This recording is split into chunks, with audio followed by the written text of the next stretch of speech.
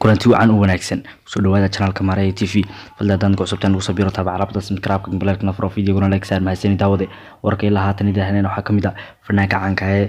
Sudan Siraar Guhaad oo dowlad goboleedka Soomaalida Itoobiya ay xabsiga u taxaabtay kaasi oo la sheegin waxa lagu xiray sidoo kale fanaanka caanka ah Sudan Siraar Guhaad oo maalmihii u dambeeyay safar qiimo iyo qurux leh ku mareeyay caalamka intiisa kale suldaanka ayaa markaa uu soo noqday xabsiga loo taxaabay sidoo kale waxa la sheegay in Sudan Siraar Guhaad isla 7 subaxnimo saaka lagu xiray xabsiga sidoo kale Sudan Siraar Guhaad waxa la sheegayaa in guriga loogu dhacay ama gurigiisa lagu jabiyay sidoo kale xabsiga loo taxaabay xilligan aan la hadlayo Sudan Siraar Guhaad waa uu xiran yahay sidoo kale fanaanka yaa la xiran waxa la xiran fanaanka caanka ee Mukhtaar Jigjiga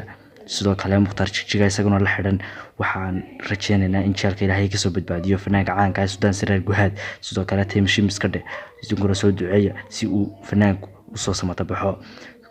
waxaad nagala socon doontaan channelkayga wararkii ku soo kordha Sudan Siraar Guhaad iyo sidoo kale hadba xaaladda caalamku intay marayso sidoo kale xaaladda social media barta ay marayso kala soco channelka Maarey TV sidoo kale kala soco wararka u dambeeyay السلام عليكم ورحمة الله وبركاته سينا شهر قريب مقالك سيو قادة تيم شيب اسكده